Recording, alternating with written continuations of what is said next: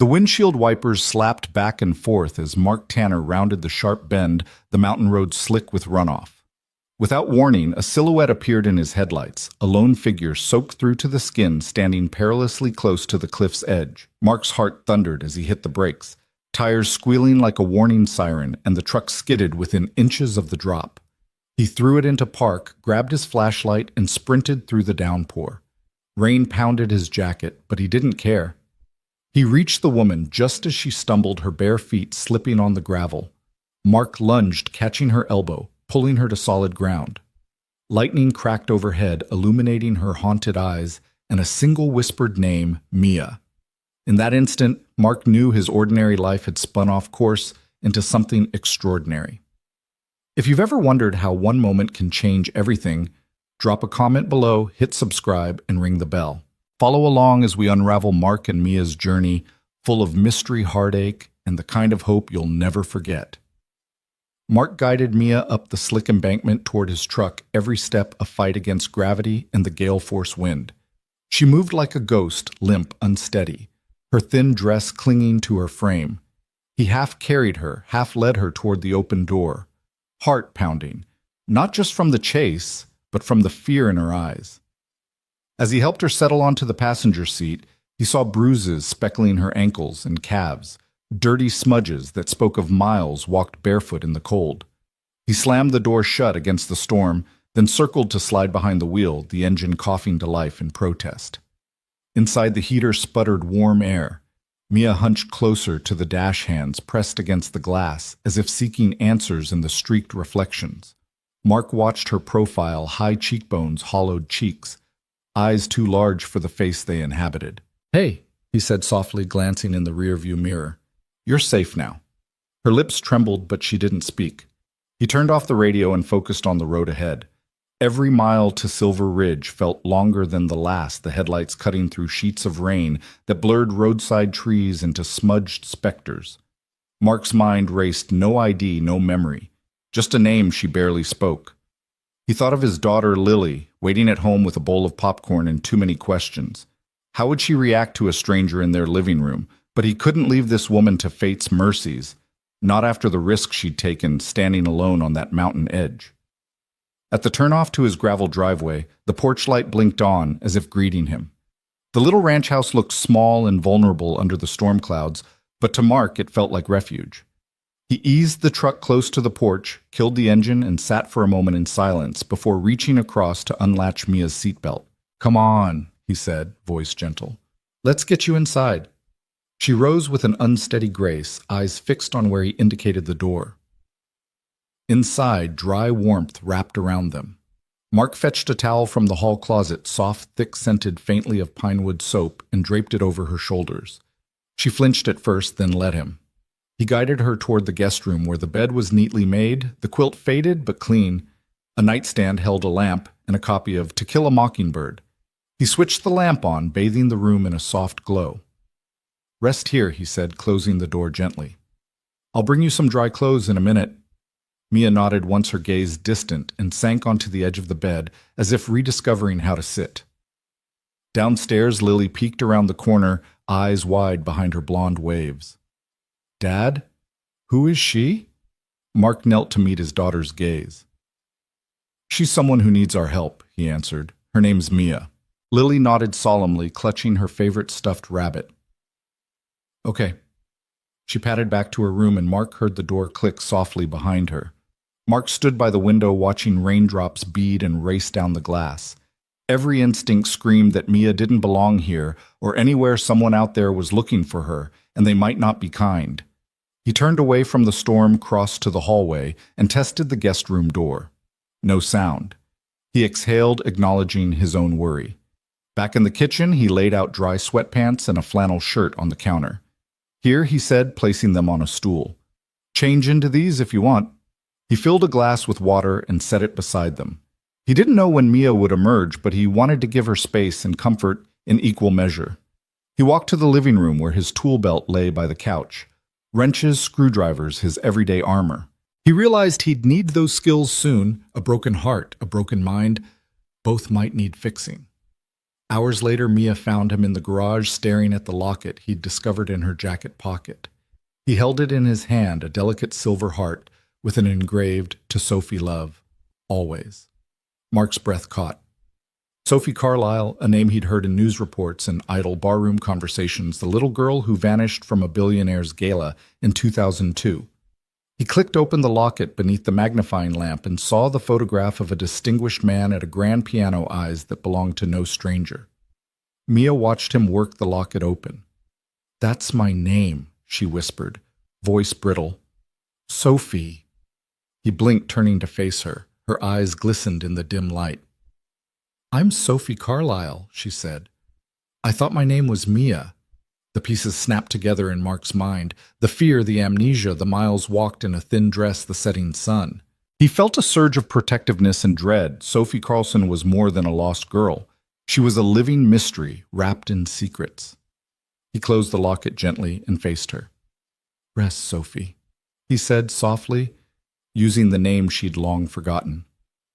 "Tomorrow, we figure out where you came from and who tried to erase you." Sophie nodded and turned away, slipping out of the garage. Mark watched the frail curve of her shoulders as she retreated into the house. The storm outside had not yet broken, but within him a tempest stirred, a determination to help this girl reclaim her past piece by fragile piece. And so began a journey neither of them could have foreseen, spurred by a single act of kindness on a rain-swept mountain road. Mia stirred as the first shafts of sunlight slipped through the kitchen window, illuminating the steam rising from a stack of fluffy pancakes. She blinked against the brightness, feeling the scratch of a soft sweater around her shoulders and the warmth of a ceramic mug cradled in her hands. Her throat was parched, and the knot of anxiety that had kept her awake all night tugged at her chest. She looked down at the plate before her, 3 perfect circles of golden batter butter melting into glossy rivulets and syrup pooled at the edges. For a moment it felt safe, normal, until Lily's small shadow stretched into view. "Good morning," Lily whispered, leaning against the doorframe, her blue eyes wide and curious. A half-eaten bowl of popcorn still sat on the sofa behind her, forgotten. "I made pancakes, Daddy. I remember how you like 'em." She pointed to a second plate with syrup jagged at the edges. "Thanks," Pumpkin Mark said from behind Mia, gently brushing her damp hair away from her face. His voice carried that quiet reassurance that for a moment let Mia forget the question swirling in her mind. She glanced at him, startled to realize he stood so close, apron tied neatly around his waist, spatula in hand. "Here," he said, sliding the second plate toward her daughter before turning his attention back to Mia. He took a seat across from her at the sturdy oak table, folding his hands. The kitchen smelled of coffee and pine soap, a comforting combination that felt oddly grounding. Mia lifted the mug to her lips and sipped. The warmth spread through her chest, and her body trembled less, though her heart still pounded with every innocent detail of the morning. She set the mug down with a small clink. "Thank you," she whispered, her voice hoarse. "You're welcome," Mark said gently. He gestured toward the pancakes. "Eat something. You look like you haven't slept or eaten in days." She nodded, hesitated, then cut into the stack. The first bite was sweet and familiar, and for a flash Mia felt a childlike wonder, like she remembered this feeling, this simple ritual. But then the syrup dripped to her lap, and she jerked her head up, cheeks flushing with embarrassment. "It's okay," Mark said, pulling a cloth napkin from a drawer and handing it to her. "No need to worry about the mess." Mia dabbed at her lap, still trembling. She looked sideways at Lily, who was now perched on a chair to Mia's left, swinging her legs. The little girl studied her with a mix of excitement and caution. "What's your name?" Lily asked, at last, voice small but steady. Mia swallowed. She felt the question like a blade, an explanation dangling beyond her reach. She began searching for any anchor. "Mia?" she finally whispered, as though rehearsing a prayer. "My name is Mia, but I thought," Mark said, his voice quiet but firm. "We'll talk about that in a bit. For now, you're Mia, safe with us." Lily nodded, satisfied. She reached for a pancake and ripped off a bite, humming in approval. Mia managed a small smile at the child's ease, and her shoulders eased just a fraction. After a few bites, Mia set her fork down and exhaled a tremulous breath. She pressed her palms to the table knuckles white. "I don't remember anything," she admitted. "Not where I came from, not how I got here. Just my name." Her voice quavered. "And that locket, you called it Sophie." Mark sat back, fingers steepled. We'll get to that. But first, let's focus on today. No hospitals, no police unless you decide you want that. Right now, I want you to feel safe. We'll take it one step at a time. Mia looked at him, trying to read his expression. He had the kind of face people trusted, a gentle strength in his eyes, a quiet resolve. She felt tears prick at her lids, but swallowed them down. Thank you, she managed again, her voice cracking. Of course, he said softly. He stood and cleared her plate, then returned with a damp cloth to wipe the table. Lily hopped down and scampered off toward the living room, popcorn forgotten once more. Mark returned with a small notebook and a pen. He placed them in front of Mia. I want to try something, he said. Whenever you remember a word, an image, even a feeling, write it down here. Doesn't matter if it makes sense. We'll follow every clue. Mia stared at the blank page, then ran her fingertip across the smooth paper. Okay, she whispered. She picked up the pen with a tentative grip. He nodded and moved to the counter to wash the dishes. Mia watched him, the ordinary task of rinsing plates seeming heroic in her foggy world. Over the sink, he glanced back at her. I used to help the sheriff's department with searches, he explained, his voice echoing slightly in the tiled kitchen. When I was married, we did missing person cases. I've seen a lot of grief, a lot of hope. I want to help you find yours. Mia's throat tightened. She tried to imagine a life before her name tags addresses a family who cared, yet everything remained blank. She looked down at the notebook, the page still empty. Let's start small, he said, wiping his hands on a towel. What's the first thing you feel right now? She closed her eyes, inhaled. The faint scent of rain on asphalt drifted in her memory. Wet gravel, pine needles. She wrote a single word. Rain. Beneath it, she added a question mark. Mark peered over her shoulder. Good. That's a start. He smiled as if they were sharing a quiet victory. Later that morning, after cleaning up, Mark led Mia and Lily outside to the backyard. The frost from overnight glittered in the bright sun, and Lily tugged Mia's sweater, her energy contagious. Want to see the barn, Mark called. It used to belong to my grandpa. I keep tools out there. Mia nodded, and they headed to the red-tinged barn that still held the scent of old hay. Mark showed Lily how to open the sliding door. The hinges creaked. Birds chirped in the rafters, and shafts of light revealed specks of dust dancing in the air. He pointed to a rusted tool chest. Help me clean this up, he asked, facing Mia. She followed him inside the floorboards, groaning beneath her boots. He knelt and handed her a rag. Let's start small again, he said. Wipe off the chest. See what we find. As Mia rubbed away the grime, she uncovered embossed initials JL and a faded sticker of a cattle trailer. The initials seemed familiar, warm somehow. She ran her fingertip over them. Mark watched her closely. Those are mine, he said. My grandpa left them me. Seeing them might help you feel something connection maybe, or just a sign we're putting pieces back together. Mia nodded, surprised at how her chest loosened. It felt good to do a task with purpose, a purpose that didn't require memory or identity, just cleaning, making old things usable again. After they finished, Mark offered her a bottle of water, and Mia drank, deeply grateful. By midday, they returned inside, where Lily had a fresh batch of popcorn popping on the stove. Mia sat at the counter, watching the kernels dance, and let herself relax at the simple spectacle. Mark poured coffee into his mug and offered her the half-creamed cup he'd started earlier. She accepted, feeling buoyed by the morning's small wins. I know the morning was a lot, Mark said, lowering himself next to her. But you did great. How do you feel? Mia thought back pancakes, the barn, the locket, the burst of recognition. She felt more than just fear now. She felt a spark of something else, maybe hope. She managed a small smile. Better, she said. Like I'm not completely alone. Mark's eyes softened. Not alone, he repeated. We'll find your past, but meanwhile, you've got a place here. If you ever want to talk, I'm listening. If you want quiet, same offer. No pressure. She nodded, feeling gratitude swell. Thank you, Mark, she said, using his name for the first time that day. She paused, searching for words. I think I want to try. He reached over and squeezed her hand. Lily bounced onto the stool beside her, eyes shining. We should make a poster, Lily said, poking at her brother's art supplies. Missing person. Maybe we can help find your family. Mia looked at Lily's enthusiastic face and felt a surge of affection for this small girl. Maybe she agreed. She reached for the notebook. But first I'm going to write down a few more memories. She lifted the pen, paused, then wrote another word. Piano. Beneath it she sketched a jagged line like a heartbeat. Mark looked over and nodded. One step at a time, he said. Mia agreed silently, watching the pen move across the page. She didn't know where this journey would lead, but for the first time since she woke on that mountain road, she felt a flicker of agency, a chance to reclaim her story. And with every word she wrote, the past felt just a little more within reach. Mia lingered in the living room long after Mark had left to fetch dinner, her gaze fixed on the silver locket clutched in her palm. The metal was cool and heavy, the delicate chain coiled like a secret around her fingers. She brushed her thumb against the front where subtle engravings traced a curling script she couldn't quite make out. The locket felt oddly familiar, as though it belonged to a life she'd once lived but had forgotten.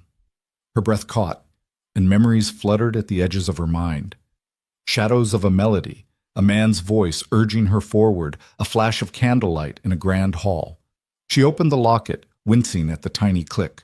Inside, a photograph stared back a distinguished older man in a tuxedo, seated at a grand piano, hands poised above the keys as if mid-composition. His hair was salt and pepper, and his gaze held something both proud and solemn. Mia's heart hammered. She pressed her fingertip to the glass over his portrait, and a single word echoed in her thoughts, Willamir. The name flickered like a spark too specific to be random, too vivid not to be real. Downstairs, Mark returned carrying a plate of roast chicken and vegetables. He paused when he saw the locket in Mia's hand. "You found it," he said quietly, setting the food on the coffee table. Steam rose in lazy curls, but Mia barely noticed the scent of rosemary. "Where did this come from?"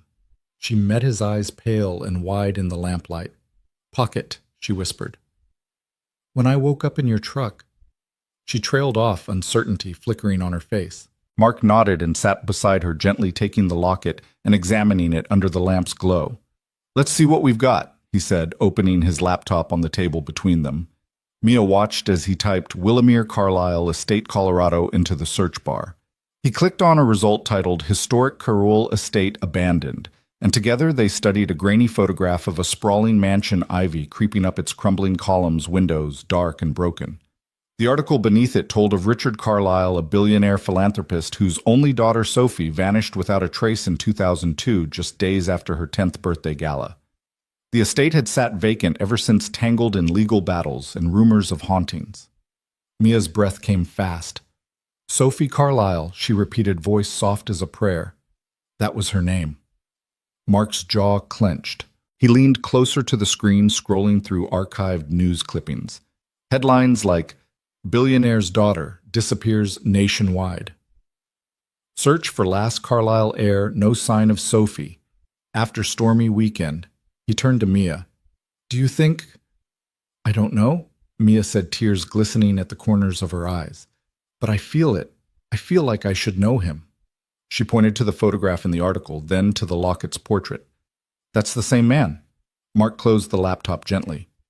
"It makes sense," he said, voice low.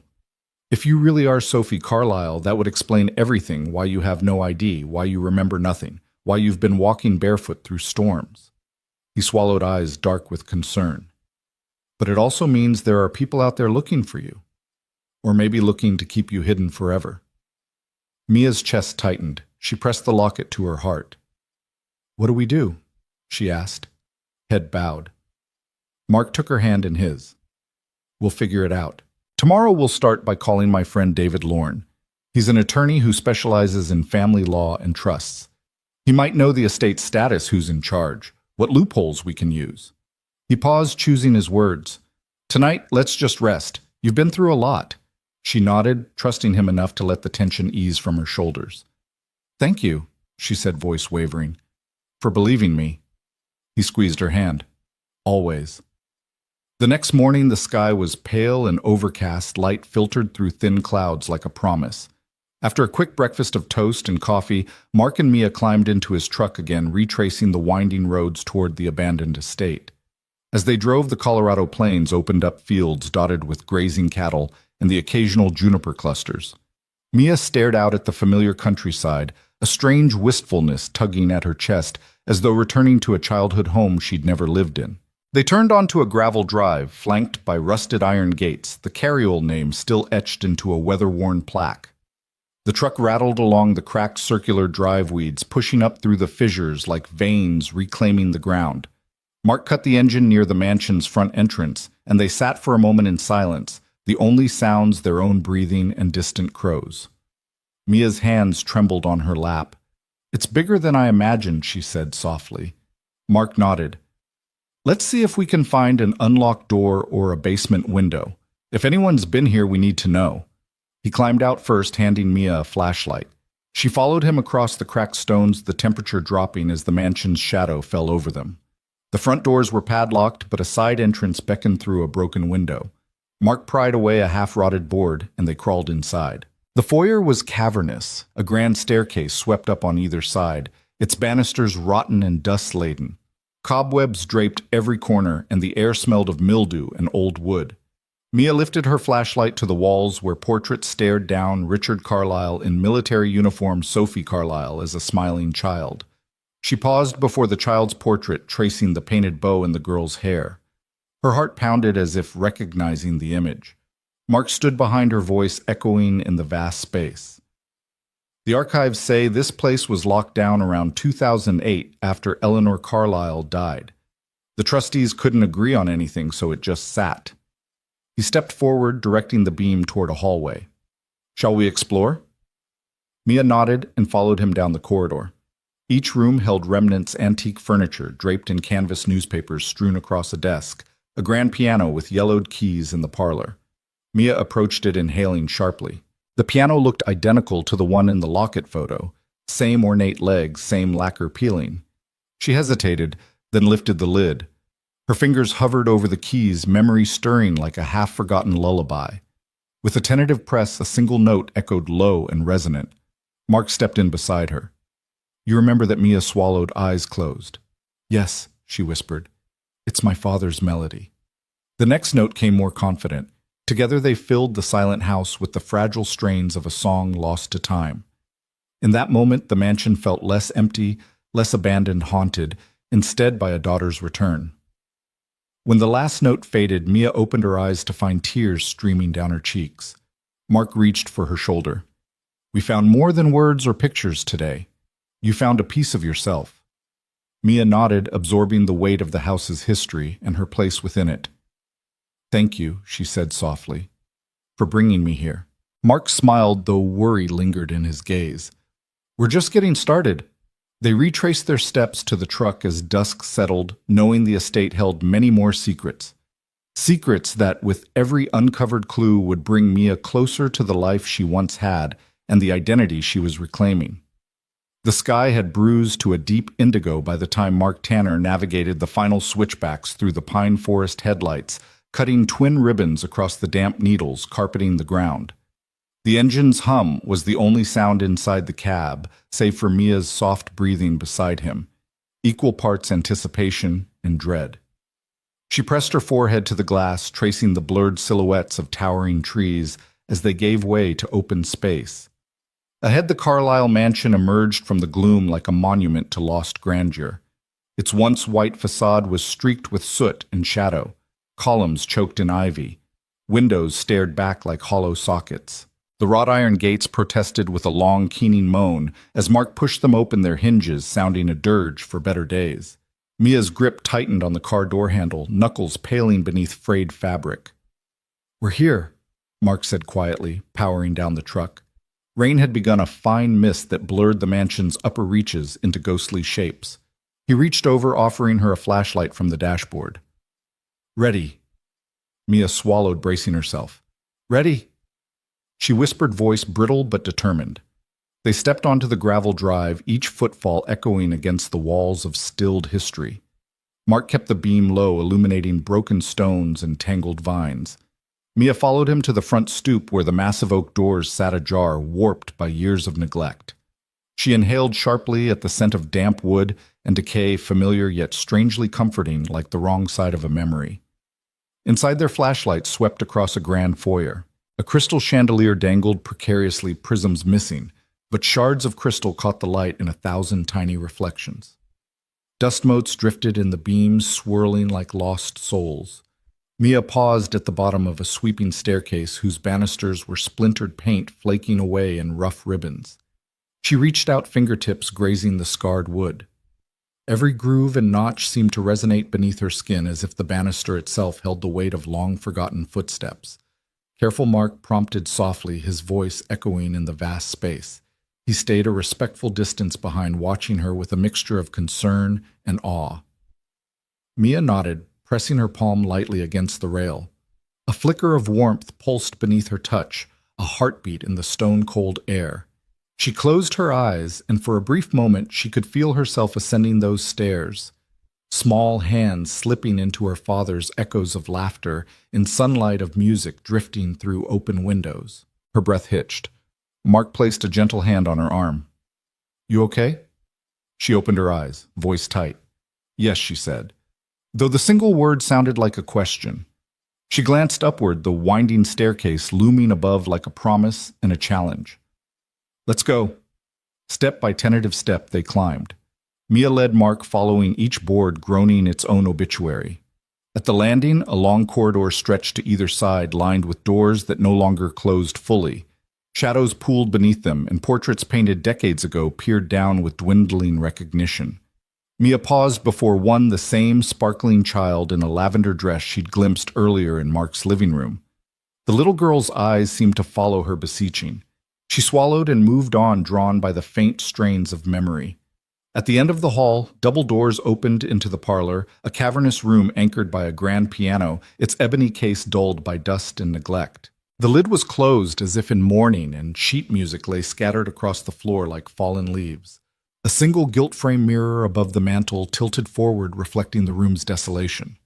Mia approached the piano with reverence, each step measured. Mark remained at the doorway, hands clasped in front of him. As she reached the piano bench, she hesitated, her fingers hovering over the keys. The air around her felt electric, charged with expectation and fear. Her breath caught, and she set the lid free. It fell with a reluctant creak, revealing keys yellowed by time. Mia lifted her right hand, fingers trembling over the lower register. She pressed a single chord, a soft, hesitant note that echoed like a question. Mark exhaled relief, mingling with wonder. Encouraged, Mia sought the next note, the melody unfolding with halting precision. Bass notes, then mid-range, and finally the lilting refrain, the melody her father had composed for her 10th birthday. A tune she had heard only once before vanishing into night. Each note cracked the silence open, splintering it into shards of recollection. Images rippled through her mind, candles flickering on a birthday cake, white roses drifting on a marble fountain, her father's arms encircling her, in the grand foyer music swirling as guests danced beneath strings of lights. Mia's eyes filled with tears. She pressed on the tune, transforming from tentative to confident, her hands finding each key as if drawn by an invisible thread. The piano's voice soared, filling the parlor with echoes of a life she'd thought lost forever. Mark rose and moved to stand beside her, placing a steady hand on her shoulder. He closed his eyes, letting the music wash over him. For a moment, the mansion felt less like a tomb and more like a home awakening from a long slumber. As the final note faded into the rafters, Mia's hands lingered on the keys, soul raw and exposed. Silence settled heavy, but not empty. Mia looked up at Mark, her chest heaving. "That was him," she whispered. "My father." Mark nodded, voice thick. "I heard it. Beautiful." He studied her face in the dim glow. "Does it feel real?" She swallowed, blinking back tears. "Yes," she breathed. "And wrong. It hurts and it heals all at once." Mark knelt to meet her gaze. "It means you're remembering. Every note is a piece of your past coming back." Mia's lower lip trembled. She nodded, hands clasping the edge of the bench. "I want to remember more." Her voice grew stronger. "I need to know what happened here that night." Mark rose, slipping his arm around her shoulders. "We will," he promised. "But you don't have to face it all at once." He guided her from the bench, and they moved together away from the piano, stepping across the worn rug toward the doorway. Mia paused, looking back at the instrument as though saying goodbye for now. The grand parlor seemed to exhale its secrets stirred but not yet revealed. Outside, the wind whipped through the broken windows, carrying the scent of pine and rain. Mark led Mia down the corridor and back onto the creaking staircase. She met each step with newfound purpose, strides steadier than before. At the bottom, Mark held the flashlight while Mia walked to the front doors and pushed them open. A cold rush of mist greeted them, but Mia inhaled deeply, eyes bright. Mark paused on the top step. "You did that," he said softly. "And you'll do more. One piece at a time." Mia nodded, giving him a small, weary smile. She clutched the locket at her throat. "Thank you," she said, voice firm. "For staying." He smiled back, the mansion's silhouette framed behind him. "Always." They stepped into the gathering dusk together, leaving the piano's echo behind, but carrying its melody in their hearts. And as they drove away, the mansion receded into shadow, its doors slightly ajar, waiting for the day Mia would return to claim every note of her life once more. Mia jolted awake long before dawn, heart hammering, as though the grand chandelier from her dream still swung above her. She lay tangled in the sheets of Mark's guest room, sweat soaking her borrowed sweater, the scent of fresh linen mingling with the metallic tang of fear. For a moment she tried to steady her breathing, counting inhalations, exhalations, until the edges of her dream receded, rows of white roses, petals drifting like ghosts, raised voices echoing off marble walls, a woman's red-lipped whisper urging, "Come with me. You have to go now." She bolted upright, breath caught in her throat, and pressed her palm to her forehead. The memory burned silk dresses, candles, the glitter of party lights. But beneath it all, a darker tension like thunder gathering behind polite smiles. Mia slid from the bed and padded to the nightstand where the locket lay open beside her notepad. She closed the tiny portrait of the man at the piano and snapped the locket shut, fingers shaking. Then she reached for her notebook and scrawled words and images, white roses, red lipstick, marble, voice, until the pen burned through the paper. Downstairs, the kitchen light blinked on, and Mark appeared in the doorway, coffee mug in hand. "Mia," he called softly. "You okay?" She exhaled, rising from her chair at the table. "I had another dream," she said, voice hollow. "The chandelier, the roses, a woman in red lipstick dragging me through a hall." She sank into a chair. It felt real, like a warning. Mark set down his mug and poured her a cup of tea, the steam curling between them. "Nightmares can be memories you haven't quite processed," he said gently. He slid into the seat beside her. "You want to tell me more?" Mia wrapped her hands around the warm cup, drawing comfort from its heat. There were arguments, harsh voices over money and power. My mother's voice, maybe. And then that woman. She said my father wanted me safe, but she didn't look like someone who'd protect a child. Her eyes brimmed. She looked dangerous. Mark nodded, concern etched in the lines around his eyes. "That fits what we heard at the estate. Someone whisked you away that night, and the trustees locked down the whole place." He reached across to squeeze her hand. "I'm sorry, Mia. This is harder than we thought." A sharp knock sounded at the front door. Mark stood and called to Lily upstairs to stay in bed. Then he crossed the room and opened the door to find David Lorne, his old friend and attorney, standing in the rain with a briefcase slung over one shoulder. David's salt and pepper hair was damp, and his glasses glinted with droplets. He stepped inside, expression grave. "Mark, Mia," he said, lifting his briefcase. "We need to talk." They moved to the living room where Mark set 2 mugs down and gestured to a pair of armchairs. The wood stove crackled softly, casting a golden glow across the room's worn pine floors. Mia perched on the edge of one chair, notebook at her side, while Mark and David took seats facing her. David opened his briefcase and withdrew a heavy envelope stamped Confidential Estate Trusts 2003. "I dug through the Carlisle archives," he said, placing the envelope on the coffee table. "I found an affidavit most people thought was destroyed." He slid the sealed document toward Mia. "Signed in September 2003 by the estate's housekeeper, Maribel Soto. It was filed in court, then immediately sealed by court order at the trustee's request, never to be seen again." Mia's hand trembled as she reached for the envelope. "What does it say?" she whispered. David unfolded the pages and began to read aloud. On the night of June 16th, 2002, I witnessed 10-year-old Sophie Carlyle being escorted from the estate by a woman unknown to me.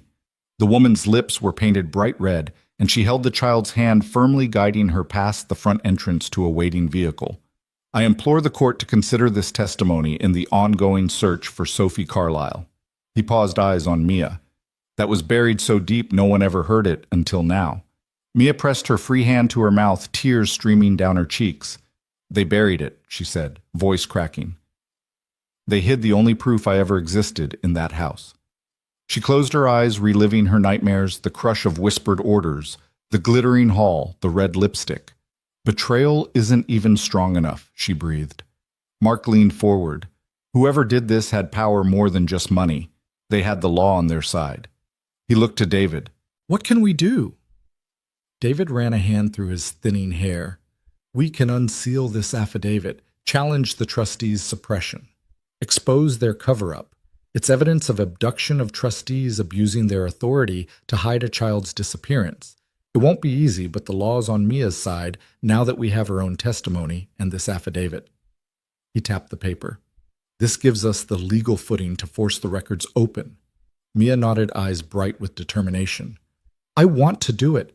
I want people to know the truth. She stood clutching the affidavit to her chest. No more secrets. No more running. Mark rose to stand beside her, placing a hand on her shoulder. You don't have to face it alone.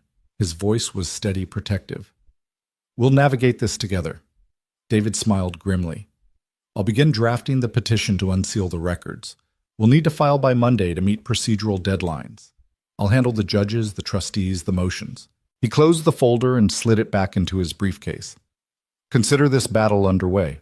Mia took a shaky breath. Thank you, David. Thank you, Mark.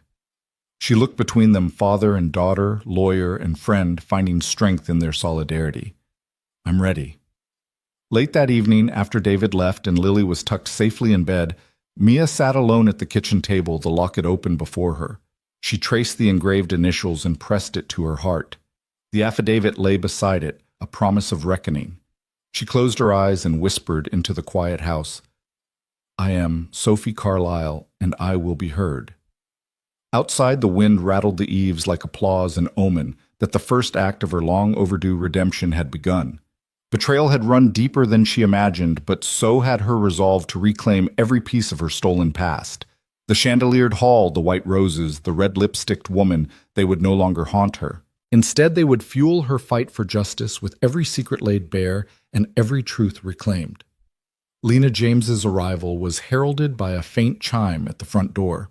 Mark Tanner answered to find a tall woman in her late 50s, hair pulled into a tight bun, eyes as sharp as a hawk's. She wore a well-worn trench coat, even though it hadn't rained in days, and carried a battered leather satchel slung over one shoulder. Detective James Mark asked, stepping aside. Mornin', she replied, shaking Mark's hand firmly before turning her gaze on Mia. Mia. Her voice was simultaneously gentle and commanding, exactly the tone you'd want from someone who spent decades peeling back layers of deceit in cold cases. I've heard a lot about you. Mind if we talk? Mia nodded, brushing a strand of hair behind her ear. They led Lena into the living room where yesterday's papers still lay scattered across the coffee table. Mark poured Lena a cup of coffee. Mia wrapped her hands around a mug of chamomile tea. Lena set her satchel on the table and pulled out a slim folder. I've been looking into Matthew Dane. You remember that name? She asked, leaning forward. Mia closed her eyes and nodded. The security guy. The one who helped that red lipsticked woman. Lena exhaled, placing the folder before them. My research shows that Dane was never a licensed guard. No SSN on file, no training records, no background checks, like he existed only on paper. She tapped the folder. And after Sophie Carlyle vanished, he vanished too. No forwarding address, no phone number. He was a ghost. Mark frowned, glancing at the stack of photos Lena had spread out, Dane's grainy ID shot, a cropped boardroom photo showing him shaking Richard Carlyle's hand, and a still from security footage capturing a dark sedan pulling away from the estate's gate. Why would the board hire someone off the books, he asked. Exactly the question Lena said. She rifled through her notes. Carlyle Industries was dealing with messy lawsuits in 2002, hostile takeovers, shareholder revolts. Richard's daughter's disappearance gave them an excuse to consolidate power. They needed someone untraceable to move Sophie without leaving a paper trail. Dane fit that role perfectly. Mia's gaze flickered to the locket on the table. "You think they hired him to kidnapping me?" Lena nodded. Kidnapping, or protective custody, as they might euphemize it. Keep the heir safe from external threats, real or imagined. That's corporate doublespeak. Mark clenched his jaw. And then bury the affidavit Maribel Soto filed. Silence any potential whistleblowers. "That's standard procedure for corporate boards protecting their assets," Lena said flatly. "But it's illegal. You can't abduct a child and hide the evidence." She flipped to a new page. Here's where Dane disappears. His last known address was a P.O. box in Denver. No street address. But courtesy of an old contact in the postal inspectors, I got his forwarding request postmarked 2 weeks after Sophie's disappearance. It forwarded to a remote cabin near Aspen. Mia leaned forward, stunned. "So he took me there," likely Lena confirmed.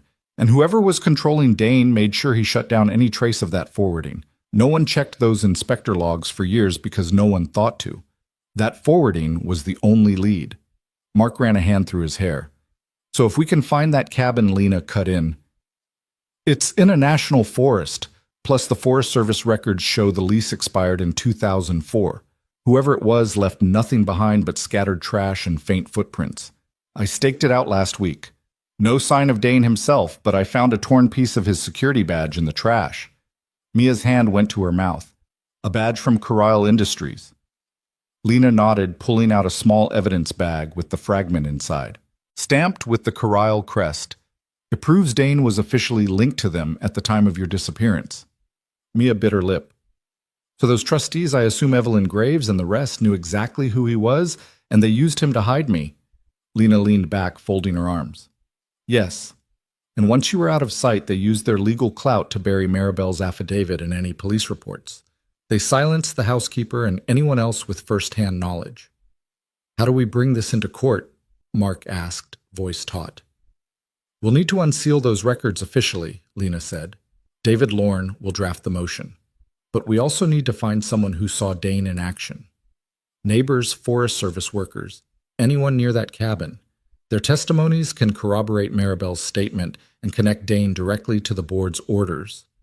Mia closed her eyes, the weight of betrayal settling in her chest. "And what about my father? Did he know? Was he complicit?" Lena's eyes softened. "From what I've seen, Victor Carlyle wanted to protect you." The board twisted his fear into a power grab. He was outmaneuvered by the very people he trusted. That doesn't clear him, but it does mean there's more nuance here.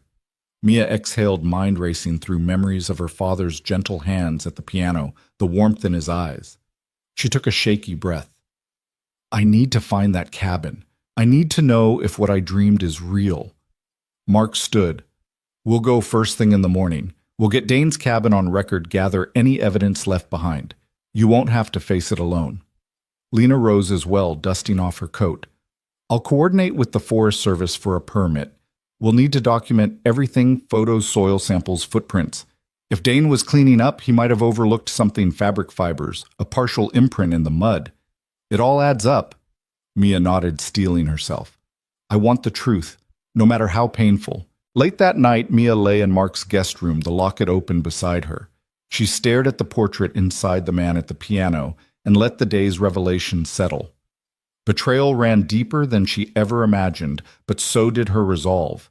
She traced the engraving on the locket's back to "Sophie Love Always" and whispered, "Thank you, Dad." Downstairs, Mark and Lena huddled over maps and permits, their hushed voices carrying a shared urgency. Forest boundaries, cabin coordinates, possible witnesses, they plotted the next day's expedition with meticulous care. Outside wind rustled the pine needles and the moon peeked from behind clouds.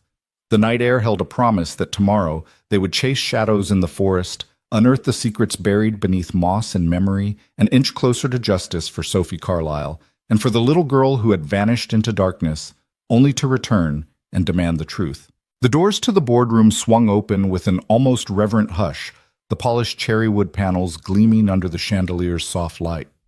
Mia Carlyle paused in the doorway, her heart drum-like in her chest, then stepped forward alongside Mark Tanner and David Lorne. Around the long oval table sat the Carlyle Board of Trustees Evelyn Graves, at the head flanked by three men in tailored suits whose faces were chiseled with the confidence of inherited authority. Evelyn's smile was practiced cool as porcelain. "Mia," she said, voice smooth. "It's been, 20 years? We weren't expecting you back so soon." Mia's throat tightened, but she held her ground. "You weren't expecting me back at all," she replied evenly, crossing to the head of the table and placing a faded, yellowed envelope before Evelyn. The room fell unnaturally still. "This is a letter from my mother, Eleanor Carlyle, written just before she passed. She entrusted it to a friend with instructions to give it to me if I ever returned." She unfolded the letter, letting its weight and age speak before she began to read. "My darling Sophie," she intoned, voice clear. "If you are reading this, it means this world has kept you hidden too long. I need you to know that every moment we planned for your safe return, something went wrong. I'm sorry you suffered for our mistakes. I love you more deeply than the name we carry." She paused, eyes sweeping the room. "I'm here to reclaim that name." Across the table, Evelyn's hands were folded, expression impassive. The silent men exchanged glances so swift they might have been missed, an unspoken conference of worry passing between them. Mia laid the letter down and slid a second document forward, Maribel Soto's affidavit sealed for over a decade. David Lorne leaned in, reading aloud the passage that had terrified her as a child. The housekeeper's eyewitness account of the red-lipped woman guiding a terrified 10-year-old Sophie into a waiting car, the trustee's legal order sealing the statement, burying it from public view. Mark's steady presence at her side gave her courage, as the full weight of that betrayal settled over the boardroom. The men looked away, their perfect control cracking. Evelyn cleared her throat, voice brittle. "This is irrelevant, now ancient history. We've moved beyond those misguided legal maneuvers." Mia's gaze hardened. "It's very relevant, because children continue to disappear when those in power silence the truth. I'm not here for your apologies or your pity. I'm here to ensure no child ever vanishes again under the guise of protection." She placed one hand on the affidavit. "This proves what you did and why." A trustee named Gerald Whitman Gray at the Temples, steel-eyed, rose from his seat. "You have no standing here. The estate's in probate. You have no legal claim." His voice was loud, rehearsed, but his eyes betrayed panic. Mia turned sharply. "Legal claim I was the sole heir until you erased me. But I've come to do more than claim inheritance." She reached into her satchel and withdrew the charter for the Victor Carlyle Initiative. The charter glowed white on the cherrywood table, a plan for a foundation dedicated to protecting children displaced by legal loopholes, corporate greed, and corruption. She spread the pages before Evelyn. "This foundation will honor my father's legacy," Mia said, voice resonating through the silent room, "by safeguarding children who, like I was, are hidden under legal pretexts. We will provide legal aid, safe housing, and advocacy to prevent secret disappearances. And we will shine a light on any institution that thinks it can hide behind sealed documents and silent boardrooms." Evelyn's lip twitched, as if tasting something sour. "You're leveraging your name for a publicity stunt," she said, though her tone lacked conviction. "And what do you expect donations a seat at this very table?" Mia shook her head, eyes blazing. "I expect you to stand aside. I expect you to return control of the foundation to its rightful purpose, service to the vulnerable, not secrecy for the powerful. If you refuse, I will go to the press, to the courts, to every oversight agency that can override your charters and your charades. My mother's confidant, Maribel Soto, is attending the hearing on Monday to testify. You may have buried her affidavit, but you can't bury her truth." The air in the room crackled as board members shifted uncomfortably. Whitman's face drained of color. Evelyn cleared her throat again, her cool veneer fraying. "This is highly irregular," she said. "We'll deliberate and respond in due course." Mia stepped back, chest heaving. "No," she said firmly. "I won't wait while you deliberate. Consider this an invitation. Join me in setting up the Victor Carlyle Initiative, or step aside. The choice is yours, but know this: every investor, every watchdog, every reporter, and every judge will be watching. and I will not be silenced again. She turned and strode from the room, Mark and David following. Evelyn watched her go, semblance of poise restored, but her trembling fingers betrayed panic. The other trustees exchanged glances filled with dread as the doors closed behind Mia. In the sudden stillness, the grand boardroom felt smaller, a gilded cage for secret-keeping now exposed to the light. Evelyn pressed her fingertips to her lips, eyes fixed on the charter and the affidavit left behind, and forced herself to stand. Betrayal had run deeper than anyone in that room had dared to admit, and now that girl Sophie Carlyle reborn would see to it that justice ran deeper still. The studio lights were brighter than Mia had ever imagined. So intense they burned through her nerves and left her hollow-eyed, every pore opening to the glare.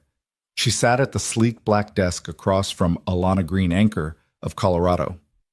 Tonight, the state's highest-rated evening show. Cameras arced overhead like silent vultures calibrated to catch every flicker of emotion. Alana's practiced smile was a soft landing, warm, sympathetic, yet the air crackled with urgency. This was no human interest fluff piece. This was Mia's life laid bare for millions. Alana leaned forward, voice low but commanding. Mia, thank you for joining us tonight. Her gaze flicked to the monitor between them, where the chyron read Sophie Carlyle, reclaiming her voice. Your story has captivated the nation, the heir presumed lost now resurfaced and revealing a corporate cover-up. Before we speak to you, we have a clip that's been circulating online, reportedly from the night of your disappearance. Let's take a look. The screen behind Alana flashed to grainy security footage, a young girl in a lavender dress walking calmly to a car, placing a small suitcase in the trunk. A woman's silhouette guided her with an outstretched hand. The whole scene lasted less than 10 seconds before cutting away. On air, the clip felt uncanny, too neat, too sanitized, like an invitation for doubt. We've heard many claim that you walked away willingly, Alana said, turning back to Mia. What do you make of this footage? Mia's chest tightened, but she met Alana's eyes head on. This clip was manufactured to rewrite my past, she said. Voice steady, though adrenaline edged every word. She straightened, hands clasped on the desk. A child doesn't arrange her disappearance. A child doesn't pack a bag at midnight and stroll into a waiting car. Not when she's terrified, not when she's being hidden from the only home she's ever known. Behind the screens, producers shifted, but Mia didn't falter. Her voice resonated through the cavernous studio, a clear bell in the static. I was 10 years old. I remember storm clouds, raised voices ricocheting off marble walls, and a chandelier's crystals shattering the light. I remember white roses drifting in water, and my mother's terrified whisper, "You must leave now." She drew in a breath. I wasn't arranged anywhere. I was taken, sequestered for the benefit of corporate greed and boardroom politics. Alana nodded, gesture gentle. You've also released new documents tonight, she reminded. Affidavits from Maribel Soto and your mother's letter. Can you tell us why you chose to go public now? Mia reached into her coat pocket and withdrew a sealed letter. This is my mother's confession, written days before she died. And this, she lifted Maribel's affidavit, is the first-hand testimony of the housekeeper who saw me being led away by the woman in red lipstick. For 20 years, these truths were buried by the very people entrusted to protect me. Her gaze roamed the audience cameras as if challenging each viewer. I went public because silence was never an option. My disappearance and my erasure were intentional. The trustees of Carril Industries manipulated the law to conceal a child's suffering. A murmur rippled through the control room as producers exchanged glances. On screen, Alana's eyebrows rose slightly. That's a powerful statement, she murmured. How do you respond to critics who say you're exploiting your own past for attention? Mia's eyes flashed with quiet fury. Exploiting, no. I'm exposing a cover-up. I'm reclaiming my own story. If truth is attention-seeking, then let the cameras be my witness. This isn't about me, it's about every child who's ever been hidden behind sealed court orders. She paused, voice softening but no less fierce.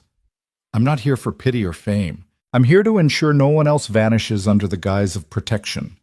Alana nodded with genuine respect. Tonight you announced the Victor Carlyle Initiative, a foundation to safeguard children lost to legal manipulations and corporate malfeasance. How will that work? Mia leaned forward, passion igniting her calm demeanor. We're launching the Emergency Advocacy Fund in January. It will provide legal representation for at-risk children, emergency housing for those displaced by family power struggles, and a hotline for whistleblowers who witness child concealment. This foundation will shine a relentless light on closed-door decisions because transparency is the only safeguard against repeating these crimes. Behind the scenes, the director's hand hovered over the fade-to-commercial button, but the moment was too raw, too compelling. Alana let the segment run its course, giving Mia room to articulate her vision.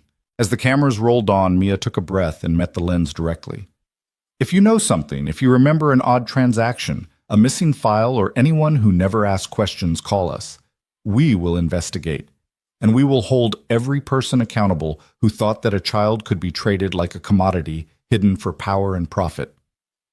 The final shot lingered on Mia's face, determined, scarred, yet unbowed. Then the feed went live to the studio audience in millions of homes across the country. For a heartbeat, silence reigned. Then applause erupted in the studio, and on social media hashtags like #JusticeForSophie and #Carlisle, initiative began trending. Mark, watching from backstage, felt tears prick in his eyes. He slid behind the monitors to find David Lorne and Lena James, their faces illuminated by the post-broadcast analytics. "She was incredible," Mark whispered. David nodded, eyes bright. "She cut through every pretense." Lena gave a small, pleased smile. "And now no smoke and mirror clip will hold sway." She set the record in living color. As the team regrouped, producers scrambled to analyze viewer feedback, emails flooding in calls to news desks, defections of former trustees pressured by public outrage. Overnight, Colorado's power corridors buzzed with whispered panic. In boardrooms, once immutable suits shifted uneasily. Mia emerged from the studio a different person, no longer the lost child clutching a locket, but a woman reclaiming her narrative, armed with truth and the backing of a mobilized populace. In that crucible of lights and cameras, she had refused to let high-tier lawyers rewrite her past. Instead, she'd written a new future, one where a child's voice, when amplified, could shatter the walls built by greed and secrecy. By dawn, her interview had been shared by millions, inspiring vigils in small towns and legislative proposals in the state capitol. And through it all, Mia's courage set off shockwaves far beyond Colorado's Rockies, a clarion call that no child, no matter how powerful the shadow that hides them, would ever be invisible again. When the offer arrived, it came wrapped in the kind of velvet glove you only see in boardrooms, a sleek folder bearing the Carriol Industries crest delivered by an impeccably dressed lawyer named Conrad Mills. Mark Tanner brought it into the living room late that morning, the envelope's weight a tangible reminder of the wealth Mia had once been heir to. Lily chased her rabbit toy in wide circles around them, oblivious to the tension hanging in the air. Mia took the folder from Mark's outstretched hand, fingers brushing the embossed lettering. She felt its promise of millions, enough to erase any debt, to grant luxuries she had never known, but her heart pounded with the echo of every injustice she'd uncovered. She slit the folder open and read the terms: a multi-million-dollar reconciliation package contingent on a non-disclosure agreement barring her from speaking further about the trustees' actions. In exchange, they would restore her inheritance, grant her a directorship at Carriol Industries, and ensure her comfort and security. Mark watched her face as she turned the pages. He had expected this, and yet seeing it spelled out in crisp legal language still made his blood run cold.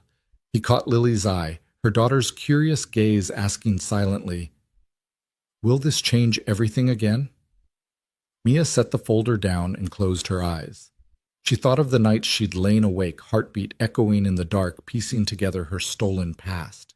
The tears she had shed over the affidavit's finality, the survivors she had learned to champion.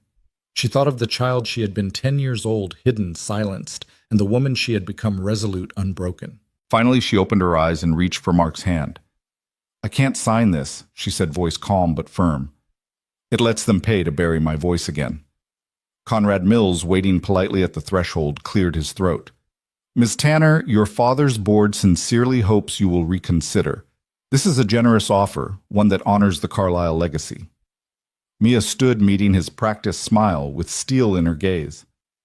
"My name is Tanner now, and I serve a different legacy." She turned away, lifting Lily into her arms. The child wrapped her tiny arms around Mia's neck, and Mia pressed a kiss to her hair. We've got our own path to walk." Conrad's smile faltered and he retreated with a nod. Mark closed the door behind him, the final click sounding like a door shutting on the past. That afternoon they drove to the courthouse in Silver Ridge. The pale sky overhead seemed to watch them as they parked on the gravel lot. Mark walked Mia and Lily inside the old building's columns, echoing the weight of new beginnings. They approached the clerk's window, and Mia signed the papers, the legal declaration relinquishing Carlisle and adopting Tanner as her surname. The document clerk smiled warmly. "Welcome to the Tanner family, Ms. Tanner." Outside, Mia cradled the certificate in her hand and exhaled a long breath. Lily chattered excitedly about how cool it was to have the same last name as her dad.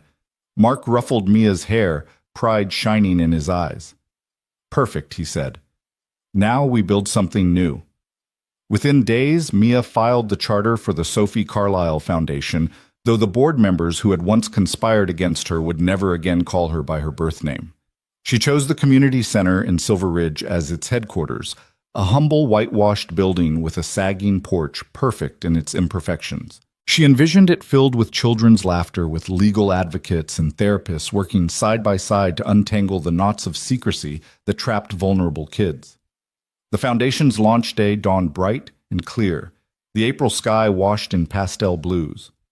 Mark helped Mia hang the foundation's banner across the porch. Sophie Carlisle Foundation Advocacy for Hidden Children. Neighbors arrived with casseroles and homemade signs, founders from the local nonprofit coalition, even Maribel Soto, the former housekeeper who had driven down from Boulder to bear witness. Lily stood on a milk crate with her own hand-lettered sign, "Welcome Home." Mia Tanner. Mia stepped to the microphone set on the porch rail, heart fluttering like a bird freed. The crowd fell silent as she began. She spoke of children erased by corporate power plays, of sealed affidavits and boardroom betrayals.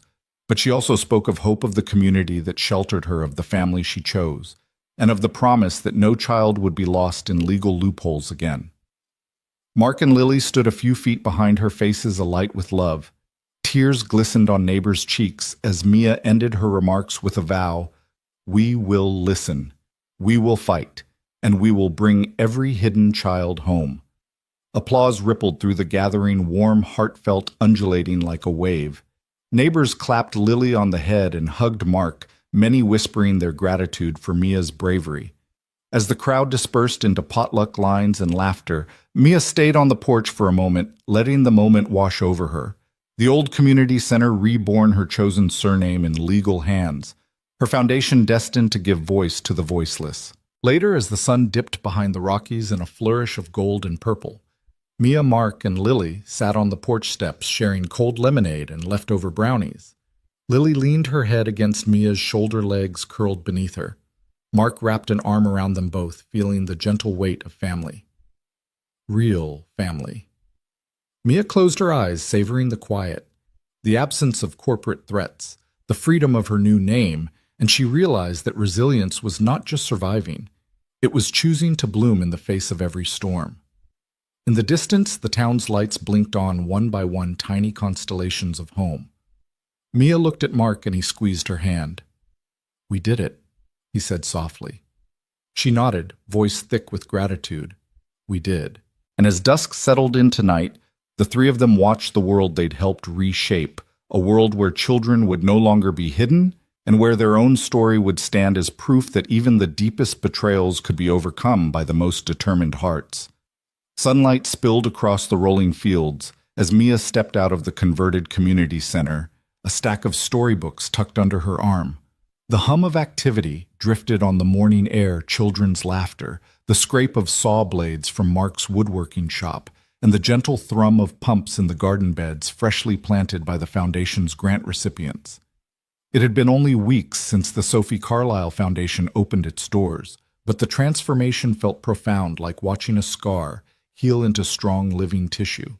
She paused at the edge of the gravel path, breathing in the scent of new pine behind the barn. Its weathered timbers now gleamed under a fresh coat of stain, each plank aligned and sturdy.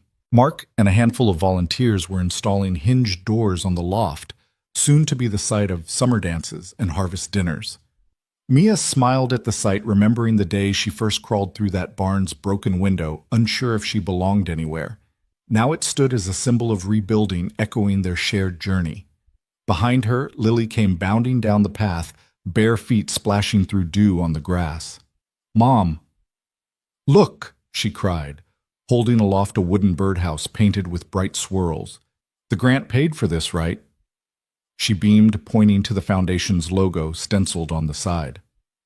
Mia knelt to hug her daughter. Exactly, she said, brushing a strand of hair from Lily's forehead. "This is for the Silver Ridge Youth Garden, your project to feed families through the summer. You did that." Lily threw her arms around Mia's waist. "I did." She giggled. "And Mr. Tanner helped me build it." Mark emerged from the open workshop doorway, his jeans dusted with sawdust, a chisel in hand. A broad smile split his face as he reached the pair. "You two making a morning of it?" he called, voice warm. Mia rose, lifting Lily to her hip. "We just came to see the progress," she said. "It looks amazing." He nodded proudly. "We're on schedule. The loft doors go up today, and next week I'll host the first woodworking class for teens using foundation funds. You'll show up, right?" "Wouldn't miss it," Mia promised. She glanced at her watch. "But first I have storytelling in half an hour. You know where to find me." She stood and brushed off her skirt, catching sight of a cluster of youths filing into the community hall, clipboards and pencils ready. Mark leaned against the workshop frame, watching her go. He caught Lily's hand and gave it a gentle squeeze. "Your mom's something, isn't she?" Lily grinned up at him. "She is. I'm proud of her." Mark's eyes softened. "Me too, kiddo." He ruffled her hair, then gave an encouraging nod toward the barn. "Want to help me hang the last hinges?" Lily's eyes lit up. "Yes." Mia slipped inside the community center, where rows of folding chairs faced a small stage. Colorful posters lined the walls. "Tell your story, and our voices matter." She arranged her notes on the podium, then looked out at the crescent of expectant faces, children from local shelters and foster homes, some clutching worn stuffed animals, others scrawling on their clipboards. The Foundation's first grants had funded these workshops, giving kids a safe space to find their voice. She smiled and raised her hands. "Good morning, everyone. Who here likes listening to stories?" A dozen hands shot up, some hesitantly, some eagerly. Mia nodded and began weaving a tale about a hidden garden that bloomed under care and candlelight, a story crafted to mirror their own resilience. As she spoke, the children leaned forward, eyes bright pencils flying across paper as they sketched scenes inspired by her words. An hour later, Mia gathered their drawings and read a few aloud, celebrating each child's creativity. Applause broke out, shy at first, then wholehearted. A boy with tangled curls approached her afterward, lifting his picture of a phoenix rising from ash. "I drew this," he said softly, "because sometimes I feel like nothing can grow anymore." Mia knelt beside him and placed a hand on his shoulder. "But you see how things can grow even from tough places," she said, voice gentle. "That's why we're here to help those sparks become full flames." Across town at the back of the barn, Mark and Lily hammered the final hinge into place. He tested the door's swing, and it closed with a firm click, sealing against the afternoon breeze. "Beautiful work, Lil," he said, wiping sweat from his brow. "Ready to build the next thing?" Lily nodded vigorously. "Let's do it." They loaded their tools into the truck, and Mark pointed to the horizon. "There's a group of kids coming here next week to build benches for the courtyard. Think you can help me show them how?" "Of course," Lily exclaimed. As they headed back, Mark's phone buzzed a text from David Lorne, confirming the Foundation's first grant checks had cleared and would be distributed to Silver Ridge's youth programs by week's end. He shared the news with Mia when she returned to the barn, where he found her wiping a layer of dust from a freshly sanded chair. "That's us," he said, handing her the phone. "First grants are live." Mia read the text, her eyes shining. She folded the chair's backrest into place and hugged Mark around the waist. "Look at what we've built together." He wrapped his arm around her and gestured toward the field where Lily chased a stray dog with a group of neighborhood kids. "This is family," he said, "not by blood but by choice." Mia rested her head against his shoulder, breathing in the warm scent of fresh wood and wildflowers. By trust and second chances, she agreed. They stood in companionable silence, watching the swing of children's laughter and the sway of long grass in the breeze. The barn's timbers stood firm behind them, the workshop hummed with purpose, and the foundation's work brought life to the old community center. In that moment, every nail driven, every seed planted, every word spoken felt like healing proof that rescue could grow into extraordinary family and that a single act of kindness could blossom into a legacy of hope. The sky above the barn had shifted from rose to lavender, a soft haze framing the silhouette of the wraparound porch like a painted dream. Mia Carlisle Tanner and Mark Tanner stepped out together, shoes left behind on the threshold so they might feel the cool cedar beneath their feet. Lanterns handcrafted by Mark's students in his woodworking classes hung from the porch beams, their soft glow mingling with the first fireflies, tiny lantern bears drifting in the warm evening air. Mia paused at the top step, fingertips trailing along the smooth rail that only weeks ago had been pitted and splintered. Now it gleamed as solid as the life she had rebuilt. Mark came to stand beside her, leaving enough space for her to lean in, and she did, nestling her head against his shoulder. The breeze stirred her hair and brought the faint scent of honeysuckle from the garden beds below, where Lily had planted the season's first blooms under her mother's guidance. "We did this," Mia murmured, voice soft against the twilight. "I can't believe it." Mark's arm curved around her hand, resting on the small of her back. "I can," he said, lips brushing the side of her head. "Every nail, every seed, every story told. It's all here." Mia closed her eyes, letting the words wash over her like a healing balm. Images flickered at the edges of her mind, the red lipsticked woman who'd barged her into a waiting car, the marble foyer where she'd hidden in a closet, the stormy night when Mark's headlights had saved her life. Those memories still rose unbidden, but they no longer held her captive. Now they were threads in a tapestry of resilience woven through with hope and second chances.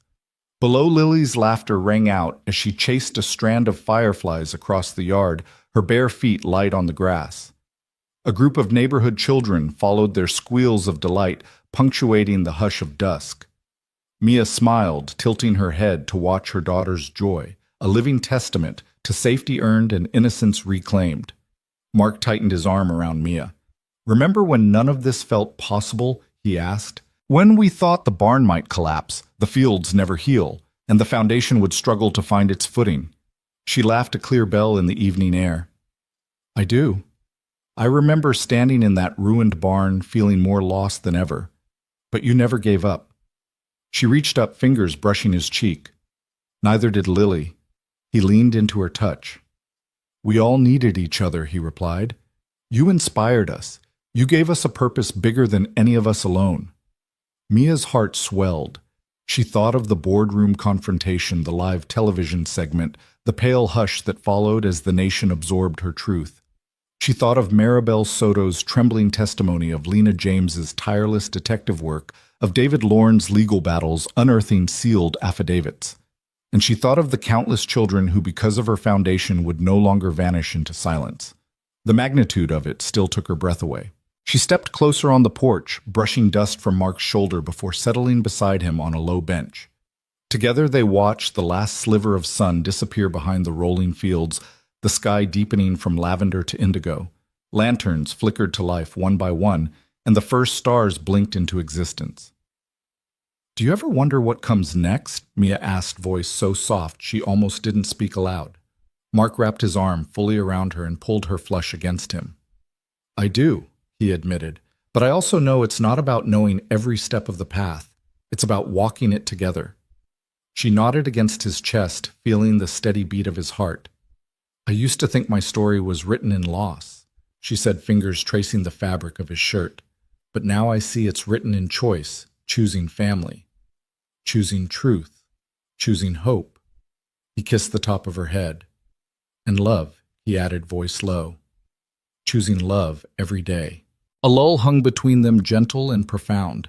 The fireflies drifted close, their tiny lights weaving around the lanterns like living constellations come to earth.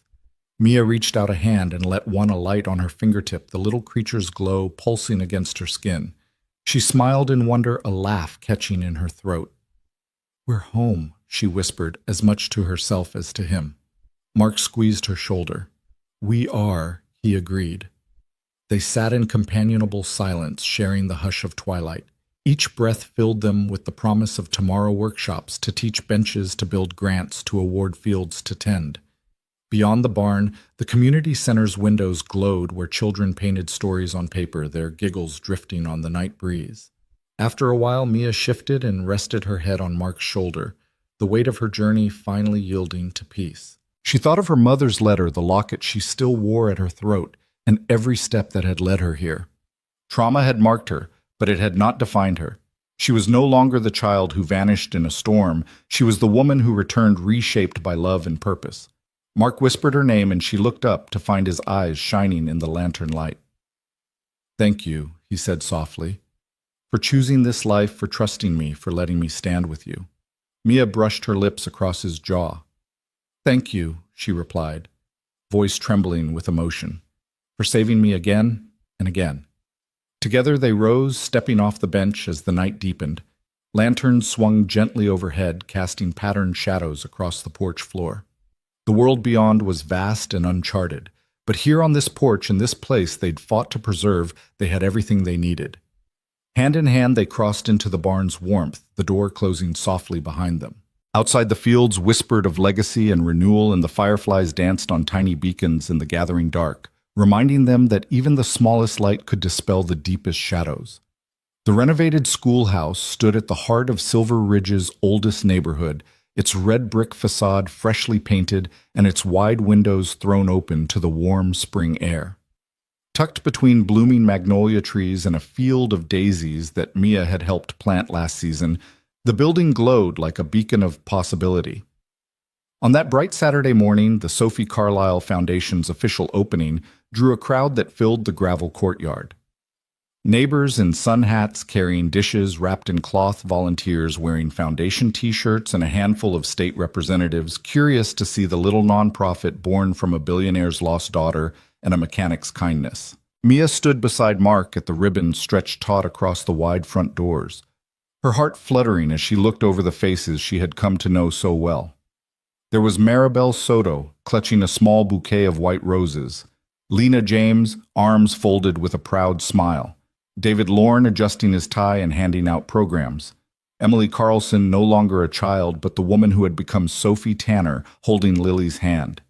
And there among them neighbors who had brought ham and cheese sliders, potato salad, and fresh berry cobblers, all dishes to share, the kind that made potlucks feel like homecomings. Lily bounded forward, her bare feet stirring up puffs of gravel as she claimed the front steps for her storytelling circle. She tugged at her mother's skirt and whispered encouragement as a group of children formed a half moon around her, clutching new notebooks and crayons donated by the foundation. Without missing a beat, Lily launched into a tale of a garden that grew under moonlight, using big gestures and dramatic pauses that had the younger kids hanging on every word. Their laughter and wide-eyed gasps filled the courtyard with an energy both playful and earnest, exactly what Mia had envisioned when she first proposed weekend workshops here. Mark watched their daughter from the side, pride and awe softening his features. He glanced at Mia, who returned his look with a gentle nod, eyes glistening. They had built this together, a place where stories could blossom, where children could claim their voices rather than have them stolen away. As Lily wrapped up the final flourish of her story, and the moon smiled, knowing her secrets would never again be hidden, Mia stepped forward to guide the children inside. The lobby had been transformed into a gallery of their artwork, each piece vibrant with hope. Phoenixes rising from ash hands, reaching across borders, families drawn in bright crayon hearts. Parents and neighbors clustered around the displays, nodding and murmuring admiration as Lily tallied volunteers to help Mia lead the next session. Outside, the ribbon-cutting ceremony was about to begin. The small stage had been set in front of the entrance, a podium flanked by lanterns hanging from shepherd's hooks. Mia smoothed the front of her spring dress, a soft sky blue that complemented the wildflowers peeking through the gravel, and took a deep breath. Mark stood to her left, his hand resting lightly on her back. Together they faced the crowd, friends transformed into family strangers, now allies in the fight for every child's right to safety and belonging. Mia tapped the microphone, feeling the crackle of electricity as her voice carried across the open space. "Good morning," she began, steady and clear. The chatter softened and all eyes turned to her. Today we open not just a building, but a promise that no child will ever vanish into silence while we have breath to speak on their behalf. She paused, glancing at the handrail sprouting daisies. This foundation is built on personal history. Yes, a history of loss and betrayal, but also on resilience, on the choice to transform pain into purpose. She looked to Mark.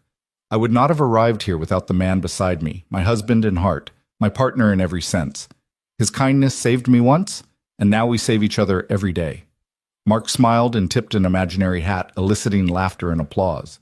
Mia returned her gaze to the ribbon.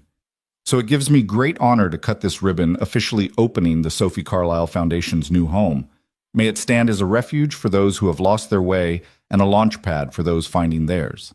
With that, she snipped the ribbon with ceremonial scissors decorated with blue ribbons. The red fabric fell away and a burst of applause swept through the courtyard.